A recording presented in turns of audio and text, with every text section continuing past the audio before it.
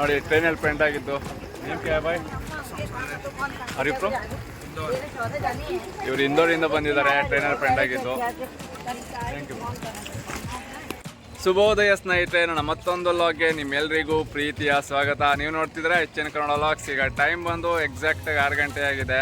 ನಾನು ಮಂಡಪಂ ಅನ್ನೋ ಜಾಗದಲ್ಲಿದ್ದೀನಿ. ಇಲ್ಲಿಂದ ರಾಮೇಶ್ವರಂಗೆ ಹೋಗಬೇಕು. ನೋಡಿ, ನಾನು ಇದೇ ಟ್ರೈನಲ್ಲಿ ತಿರುವಣ್ಣಾಮಲೈನಿಂದ ಈ ಮಂಡಪಂ ಅನ್ನೋ ಜಾಗಕ್ಕೆ ಬಂದಿದ್ದು. ಈ ಟ್ರೈನ್ ನೇಮ್ ಬಂದು ತಿರುಪತಿ ಎಕ್ಸ್ಪ್ರೆಸ್ ಅಂತ. ಇದು ತಿರುಪತಿಯಿಂದ ತಿರುವಣ್ಣಾಮಲೈಗೆ ಬಂದು ತಿರುವಣ್ಣಾಮಲೈಯಿಂದ ಈ ಮಂಡಪಂ ಅನ್ನೋ ಜಾಗಕ್ಕೆ ಬಂದಿದೆ. ನಾನು ಇಲ್ಲಿಂದ ರಾಮೇಶ್ವರಂಗೆ ಹೋಗಬೇಕು. ರಾಮೇಶ್ವರಂ ಇಲ್ಲಿಂದ 14 ಕಿಲೋಮೀಟ್ರ್ ಇದೆ. ರಾಮೇಶ್ವರಂಗೆ ಹೋಗೋಕ್ಕೆ ಟ್ಯಾಕ್ಸಿ, ಆಟೋ ಅಥವಾ ಬಸ್ನಲ್ಲಿ ಹೋಗಬೇಕಾಗುತ್ತೆ. ಬನ್ನಿ, ರೈಲ್ವೆ ಸ್ಟೇಷನಿಂದ ಎಕ್ಸಿಟ್ ಆಗಿ ಹೊರಗಡೆ ಯಾವ ಸಿಗುತ್ತೋ ಅದರಲ್ಲೇ ಹೋಗೋಣ. ನೋಡಿ, ಮಂಡಪಂ ರೈಲ್ವೆ ಸ್ಟೇಷನ್ ಈ ಥರ ಇದೆ.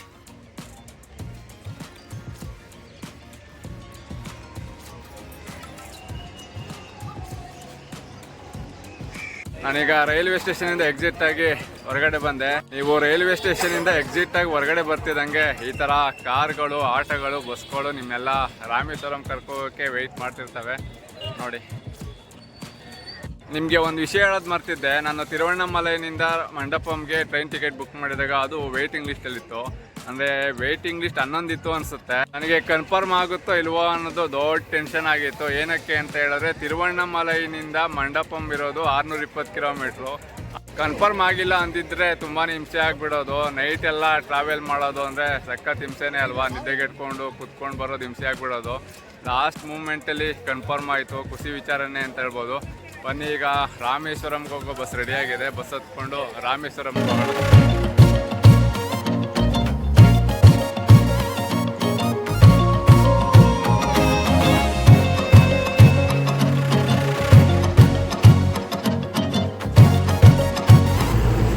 ನಾನೀಗ ಮಂಡಪಂಯಿಂದ ರಾಮೇಶ್ವರಂಗೆ ಬಸ್ನಲ್ಲಿ ಹೋಗ್ತಾ ಇದ್ದೀನಿ. ನಾನು ಆಗಲೇ ಹೇಳ್ದಂಗೆ ಮಂಡಪಂಯಿಂದ ರಾಮೇಶ್ವರಂ 14 ಕಿಲೋಮೀಟ್ರ್ ಇದೆ. ಹೇಳಬೇಕು ಅಂದರೆ ಮೊದಲು ಮಂಡಪಂಯಿಂದ ರಾಮೇಶ್ವರಂಗೆ ಟ್ರೈನ್ ಕನೆಕ್ಟಿವಿಟಿ ಇತ್ತು. ಆದರೆ ಈಗ ಪ್ಯಾಂಬನ್ ಬ್ರಿಡ್ಜ್ನ ಕನ್ಸ್ಟ್ರಕ್ಷನ್ ಮಾಡ್ತಿರೋದ್ರಿಂದ ಡಿಸ್ಕನೆಕ್ಟ್ ಆಗಿದೆ. ಆ ಪ್ಯಾಂಬನ್ ಬ್ರಿಡ್ಜ್ನ ಹೋಗ್ತಾ ಹೋಗ್ತಾ ತೋರಿಸ್ತೀನಿ, ಬನ್ನಿ. 1911ರಲ್ಲಿ ಅಂದಿನ ಬ್ರಿಟಿಷ್ ಸರ್ಕಾರ ಭಾರತ ಮತ್ತು ಶ್ರೀಲಂಕಾ ನಡುವೆ ವ್ಯಾಪಾರ ಸಂಬಂಧ ಸುಧಾರಿಸುವ ಉದ್ದೇಶದಿಂದ ಈ ಸೇತುವೆನ ನಿರ್ಮಾಣ ಮಾಡ್ತದೆ. ಗುಜರಾತಿನ ಕಾಚಿನಿಂದ ಬಂದ ಕಾರ್ಮಿಕರು ಕೇವಲ 3 ವರ್ಷಗಳಲ್ಲೇ ಈ ಸೇತುವೆನ ನಿರ್ಮಾಣ ಮಾಡ್ತಾರೆ. 1914ರ ಫೆಬ್ರವರಿ 24ರಂದು ಈ ಸೇತುವೆನ ಉದ್ಘಾಟನೆ ಮಾಡ್ತಾರೆ. ಅದೇ ವಿಶ್ವವಿಖ್ಯಾತ ಪಂಬನ್ ಸೇತುವೆ. ಆದರೆ 1960ರಲ್ಲಿ ಬಂದ ಚಂಡಮಾರುತದ ರಭಸಕ್ಕೆ ಈ ಸೇತುವೆ ನುಚ್ಚುನೂರಾಗಿ ಬಿಡುತ್ತೆ. ಇದಾಗಿ ಕೆಲವು ತಿಂಗಳುಗಳ ನಂತರ ಖ್ಯಾತ ಇಂಜಿನಿಯರ್ ಇ ಶ್ರೀಧರನ್ ಕೇವಲ 46 ದಿನಗಳಲ್ಲಿ ಸೇತುವಿನ ಪುನರ್ ನಿರ್ಮಾಣ ಮಾಡಿ ದಾಖಲೆ ಮಾಡ್ತಾರೆ. ಇಲ್ಲಿಂದನೇ ನೋಡಿ ಪ್ಯಾಂಬನ್ ಬ್ರಿಡ್ಜ್ ಸ್ಟಾರ್ಟ್ ಆಗೋದು. ಹಳೇದು ಇದೆ, ಹೊಸದಾಗಿ ಕನ್ಸ್ಟ್ರಕ್ಷನ್ ಆಗಿರೋ ಹೊಸ ಬ್ರಿಡ್ಜ್ ಕೂಡ ಇದೆ. ನಾನು ಆಗಲೇ ಹೇಳ್ದಂಗೆ 1964ರಲ್ಲಿ ಬಂದ ಚಂಡಮಾರುತಕ್ಕೆ ಈ ಸೇತುವೆ ಸಿಕ್ಕಿ ನುಚ್ಚು ನೂರಾದ ಮೇಲೆ ಭಾರತ ಮತ್ತು ರಾಮೇಶ್ವರಂಗೆ ಸಂಪರ್ಕನೇ ಇರಲಿಲ್ಲ ಅಂತ ಹೇಳ್ತಾರೆ. ಪಾಲ್ಕ್ ಜಲಸಂಧಿಯನ್ನು ಹಾದು ಹೋಗುವ ಈ ಪಂಬನ್ ಸೇತುವೆ 2014ರಲ್ಲಿ ಶತಮಾನೋತ್ಸವವನ್ನು ಆಚರಿಸ್ತದೆ.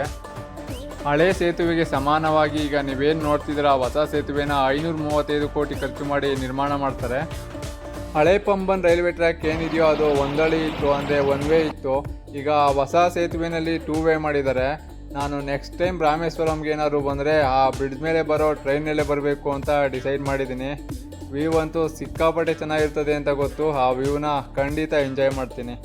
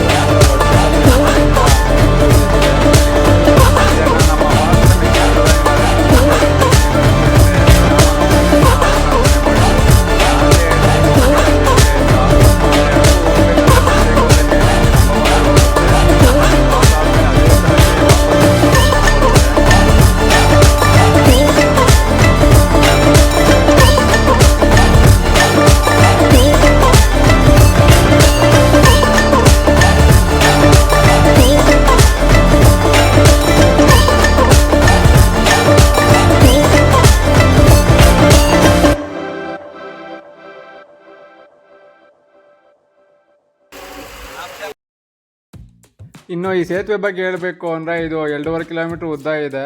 ಇದು ಆರ್ಥಿಕತೆ, ಪ್ರವಾಸೋದ್ಯಮ, ಯಾತ್ರಾರ್ಥಿಗಳಿಗೆ ಅಂದರೆ ಟೂರಿಸ್ಟ್ಗಳಿಗೆ ದೊಡ್ಡ ಮಟ್ಟದಲ್ಲಿ ಅನುಕೂಲ ಆಗಲಿ ಅಂತ ನಮ್ಮ ಭಾರತದ ಮೆಚ್ಚಿನ ಪ್ರಧಾನಿ ನರೇಂದ್ರ ಮೋದಿಯವರು 15 ದಿನಗಳ ಹಿಂದೆ ಉದ್ಘಾಟನೆ ಮಾಡಿದರು ಅಂತ ನಿಮ್ಗಾಗಲೇ ಹೇಳಿದ್ದೀನಿ. ನೋಡಿ ಎಷ್ಟು ವಿಶಾಲವಾಗಿ ಕಾಣ್ತಿದೆ ಅಂತ.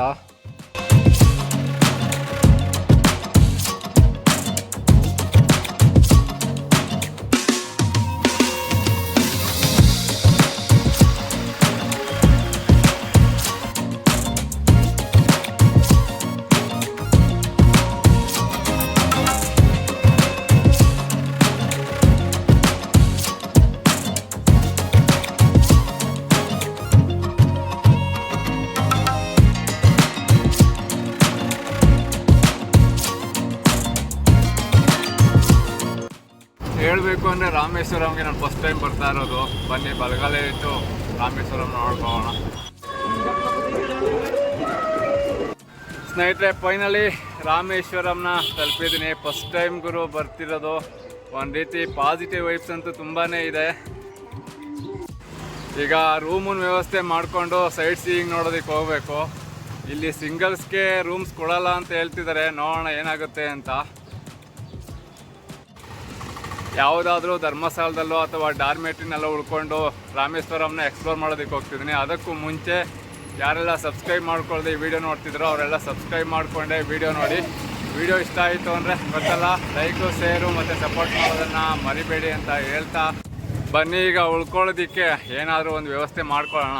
ಸ್ನೇಹಿತರೆ, ಫೈನಲಿ ರೂಮ್ನ ಹುಡುಕಿದ್ದೀನಿ. ಬನ್ನಿ ಈಗ ರೂಮ್ ಕಾಸ್ಟ್ ಎಷ್ಟಿದೆ ಅಂತ ತಿಳ್ಕೊಳ್ಳೋಣ. ಸ್ನೇಹಿತರೆ, ಫೈನಲಿ ರೂಮಿನ ವ್ಯವಸ್ಥೆ ಮಾಡಿಕೊಂಡೆ. ಬನ್ನಿ ನಾನು ಉಳ್ಕೊಂಡಿರೋ ಲಾಡ್ಜ್ ತೋರಿಸ್ತೀನಿ. ಇದೇ ಟೆಂಪಲ್ ರೋಡು. ಆ ರೋಡಲ್ಲೇ ಶಕ್ತಿ ಲಾಡ್ಜ್ ಅಂತ ಇದೆ.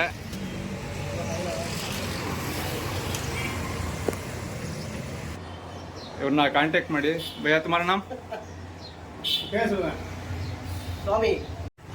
ರೂಮ್ಗೆ ಹೆಲ್ಪ್ ಮಾಡಿದ್ದು ಇವರೇ.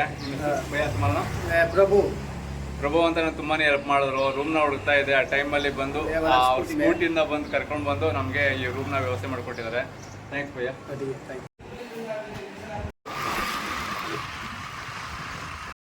ನಮಸ್ಕಾರ ಸ್ನೇಹಿತರೆ, ಫೈನಲಿ ಫ್ರೆಶ್ ಅಪ್ ಆಗಿ ರಾಮೇಶ್ವರನ ಎಕ್ಸ್ಪ್ಲೋರ್ ಮಾಡೋಣ ಅಂತ ಹೋಗ್ತಾ ಇದ್ದೀನಿ. ಈ ವಿಡಿಯೋದಲ್ಲಿ ನೀವು ರಾಮೇಶ್ವರದಲ್ಲಿ ಅಕ್ಕಪಕ್ಕ ಎಷ್ಟು ಸೈಟ್ ಸೀಯಿಂಗ್ ನೋಡ್ಬೋದೋ ಅವನ್ನೆಲ್ಲ ಎಕ್ಸ್ಪ್ಲೋರ್ ಮಾಡಿ ತೋರಿಸ್ತೀನಿ. ರಾಮೇಶ್ವರಂನ ಎಕ್ಸ್ಪ್ಲೋರ್ ಮಾಡೋಕ್ಕೆ ನನಗೆ ರೂಮಿನ ವ್ಯವಸ್ಥೆ ಮಾಡಿಕೊಟ್ಟಲ್ಲ, ಅವರೇ ಕರ್ಕೊಂಡು ಹೋಗ್ತಿದ್ದಾರೆ. ಅವ್ರ ಹತ್ರ ಡೀಲ್ ಮಾತಾಡಿದ್ದೀನಿ.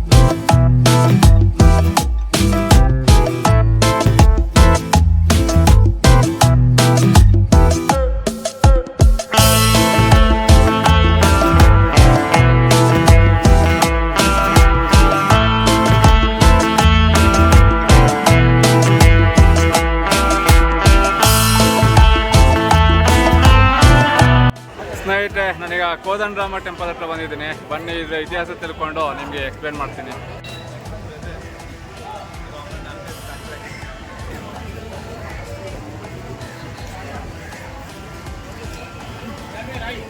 ಸ್ನೇಹಿತರೆ, ಈ ಜಾಗದ ಮಹತ್ವ ಏನು ಗೊತ್ತಾ? ರಾಮ ರಾವಣನ ಸಂಹಾರ ಮಾಡಿದ ಮೇಲೆ ಅವನ ತಮ್ಮ ವಿಭೀಷಣನಿಗೆ ಇಲ್ಲಿ ಬಂದು ಪಟ್ಟಾಭಿಷೇಕ ಮಾಡೋದು ಅನ್ನೋದು ಇಲ್ಲಿನ ಇತಿಹಾಸ ಇರುತ್ತೆ. ಬನ್ನಿ ಈಗ ದರ್ಶನ ಮಾಡ್ಕೊಂಡು ಬರೋಣ. ಹೇಳಬೇಕು ಅಂದರೆ ಹೆಚ್ಚು ಅಯ್ಯಪ್ಪ ಸ್ವಾಮಿ ಮಾಲಾಧಾರಿಗಳಿದ್ದಾರೆ.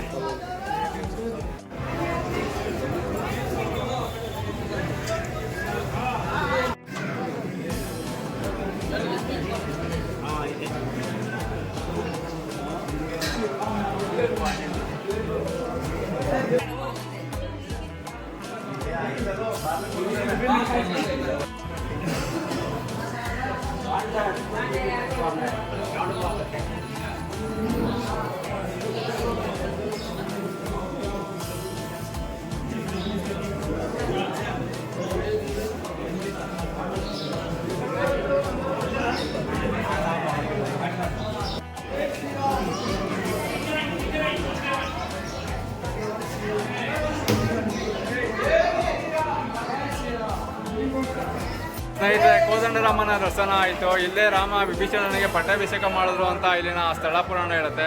ಈಗ ನೆಕ್ಸ್ಟ್ ಪ್ಲೇಸಸ್ನ ನೋಡೋದಕ್ಕೆ ಹೋಗೋಣ.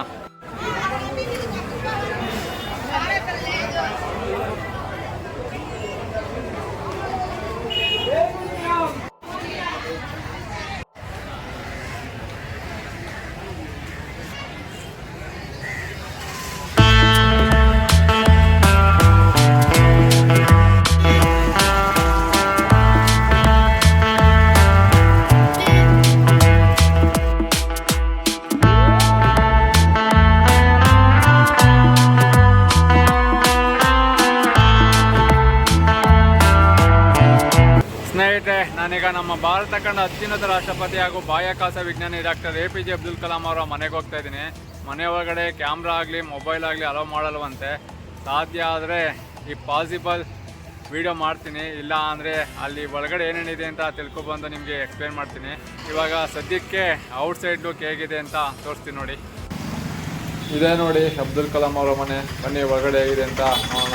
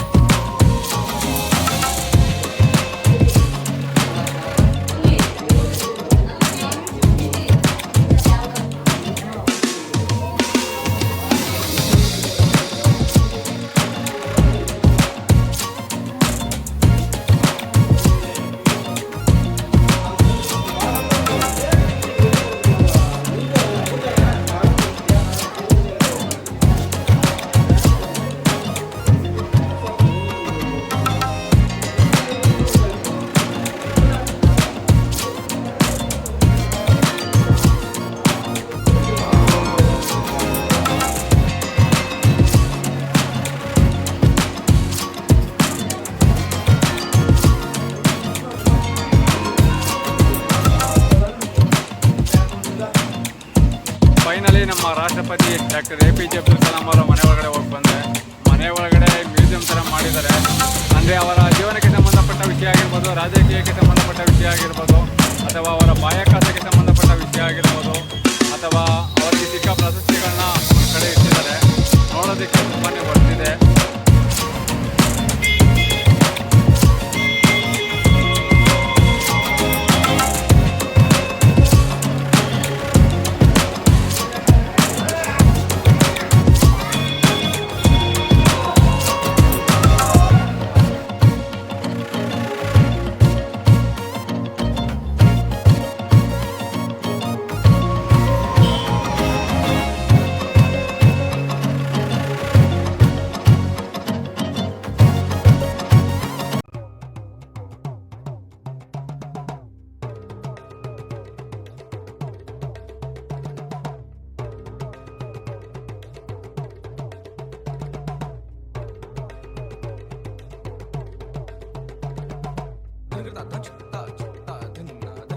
ಏನು ಗೊತ್ತಾ, ರಾಮೇಶ್ವರಂ ಫುಲ್ ದೊಡ್ಡದಿದೆ, ಆದ್ರೆ ಗಲ್ಲಿಗಳು ಮಾತ್ರ ತೀರಾ ಚಿಕ್ಕದು ಗುರು. ತೋರಿಸ್ತೀನಿ ನೋಡಿ ವ್ಯೂ ಹೇಗಿದೆ ಅಂತ.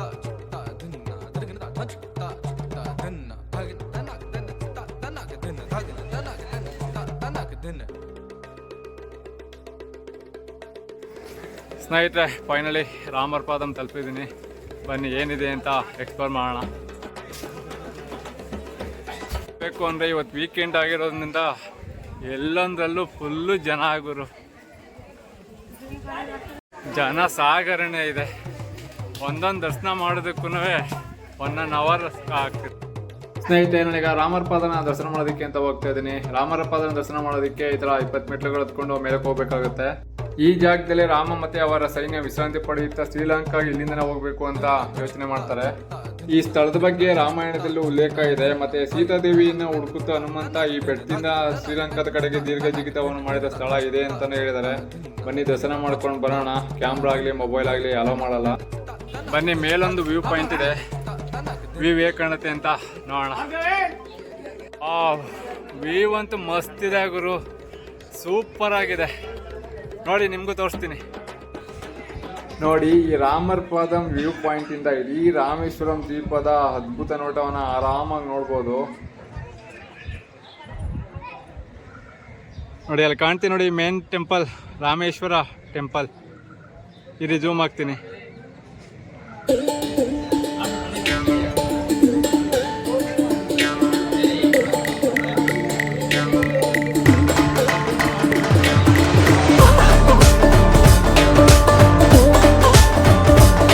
ನೋಡಿ, ಇದೇ ಟೆಂಪಲ್ಲು. 4 ಗೋಪುರಗಳು ಕಾಣ್ತಿದೆ ನೋಡಿ. ಇಲ್ಲೆರಡು, ಇಲ್ಲೊಂದು, ಅಲ್ಲೊಂದು 4 ಗೋಪುರ ಕಾಣ್ತಿದೆ.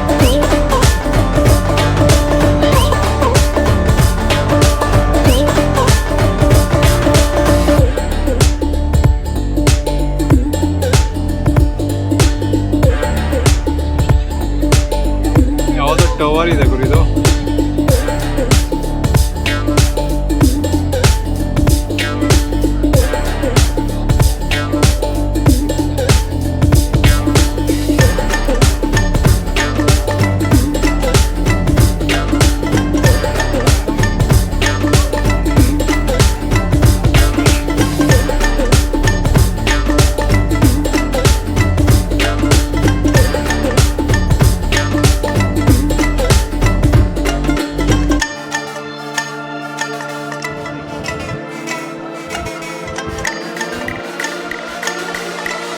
ನೋಡಿ, ವಿಷ್ಣು ವಾಹನ ಗರುಡ ಇಲ್ಲೇ ಇದೆ.